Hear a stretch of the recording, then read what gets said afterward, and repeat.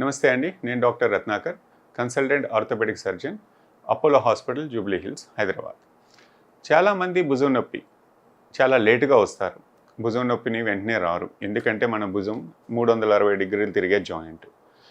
చాలామందికి అంటే 90 డిగ్రీల కన్నా పైన ఎక్కువ పనులు ఉండవు. అంటే పైనుంచి ఏదైనా బాటిల్ తీసుకోవాలి, ఏదైనా అందుకోవాలి అన్నదానికే చాలామందికి అరుదుగా వాడుతూ ఉంటారు. దీనివల్ల చాలామంది నెగ్లెక్ట్ చేస్తూ ఉంటారు. ఇక్కడి నుంచి ఇక్కడికి మూమెంట్ రాకపోతేనే డాక్టర్ దగ్గరికి సంప్రదిస్తూ ఉంటారు. ఈ భుజం నొప్పికి రకరకాల వయసుల్లో రకరకాల కారణాలు ఉంటాయి.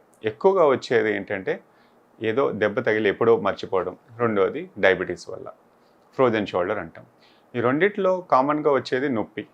ఎక్కువగా రాత్రిపూట నిద్ర పట్టనివ్వదు, అటువైపు పడుకోనివ్వదు అన్న కంప్లైంట్ అప్పుడు డాక్టర్ దగ్గరికి వస్తారు.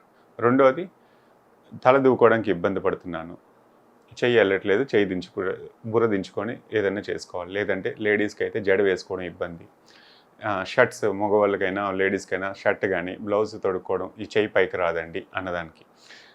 ఈ చాలామంది భుజం నొప్పిని మెడ నొప్పి కింద వస్తూ ఉంటారు. ఎందుకంటే భుజంతో ఇలా చేయాల్సిన పని వాళ్ళు ఇలా చేస్తూ ఉంటారు.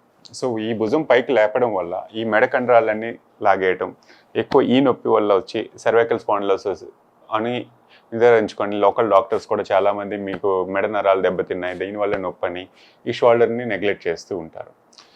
దీనివల్ల ఈ మెడ కండరాలే కాదు, భుజం నొప్పి ఇక్కడి వరకు దిగి ఈ మధ్య భాగంలో చాలామంది చెప్తుంటారు, లేదంటే ఛాతి భాగంలో చెప్తూ ఉంటారు. ఎందుకంటే భుజంలో ఉన్న కండరాలు పనిచేయక ఈ కండరాలు వాడటం వల్ల నొప్పి వేరే కండరాల మీద చూపిస్తూ ఉంటారు. కానీ లోపం అంతా భుజంలో ఉంటుంది. దీనివల్లే ఈ చుట్టూ ఉన్న కండరాలు పట్టేసి ఆ నొప్పులు ఎక్కువనే అనిపిస్తూ ఉంటుంది. దీనివల్ల చాలా కాలం నెలలు అయిపోయిందండి, లేదా 6 నెలలు అయిపోయింది, కొంతమంది సంవత్సరం కూడా అంటూ ఉంటారు. 2 కారణాలు. ఒకటి, ఎప్పుడన్నా మనకి చిన్న దెబ్బ తగలటం, దాన్ని నెగ్లెక్ట్ చేయటం, అది ఎప్పుడో చాలామంది గుర్తుండదు. రెండోది షుగర్ వల్ల వచ్చేది. షుగర్ వల్ల ఫ్రోజన్ షోల్డర్ అంటాం. ఈ ఫ్రోజన్ షోల్డర్ తరచుగా క్రమంగా పెరిగి బిగిసిపోతూ ఉంటుంది. కొన్ని నెలల తర్వాత మళ్ళీ ఆటోమేటిక్గా నార్మల్ అవుతుంది కొంతమందికి.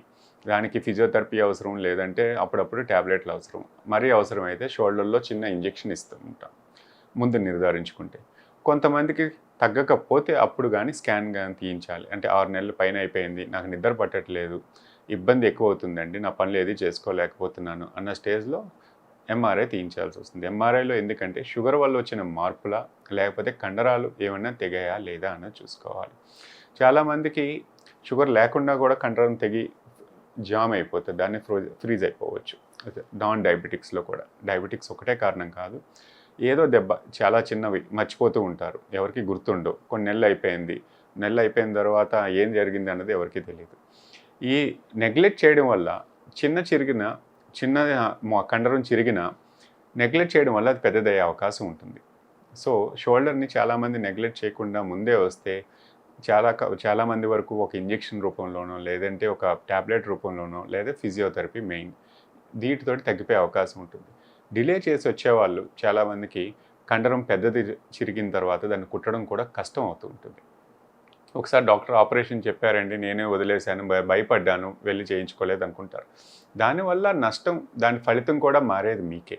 ఎందుకంటే చిరుగు చిన్నది ఉన్నప్పుడు దాని ఫలితం తొందరగా కుట్టుకొని మన పనులన్నీ మనం ఫిజియోథెరపీ చేసుకొని అయితే తొందరగా కోలుకుంటారు, మళ్ళీ మునుపటి లెక్క బలం వస్తుంది. దాన్ని నెగ్లెక్ట్ చేసినప్పుడు లేదా చిరుగు పెద్దదయ్యే అవకాశం ఉంటుంది. దానివల్ల కండరాల్లో ఉన్న బలం తగ్గిపోయి మీరు ఆలస్యంగా ఆపరేషన్ చేయించుకున్న దాని యొక్క ఫలితం కూడా ఆలస్యంగానే వస్తూ ఉంటుంది. ఎందుకంటే కండబలం తగ్గిపోయినప్పుడు దాని ఫలితం కూడా తగ్గుతూ ఉంటుంది.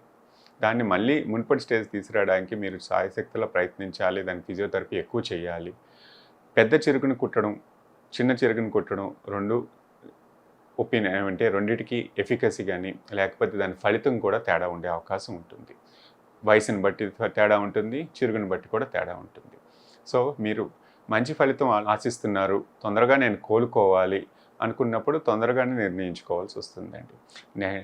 డిలే కానీ నెగ్లెక్ట్ చేయడం వల్ల నష్టపోయేది కూడా మీరే, దాని ఫలితం కూడా మారిపోతూ ఉంటుంది.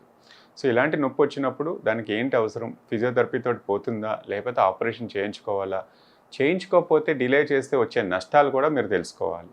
సో ఏ నొప్పిని నెగ్లెక్ట్ చేయొద్దండి, దానికి ఏంటి కారణం, ఎందువల్ల వచ్చింది అని డాక్టర్ దగ్గరికి వెళ్ళి సలహా తీసుకొని నిర్ధారించుకొని దానికి ఎలా తగ్గిపోతుందో కూడా తెలుసుకొని దాని ప్రకారం నడుచుకుంటే మంచిదండి.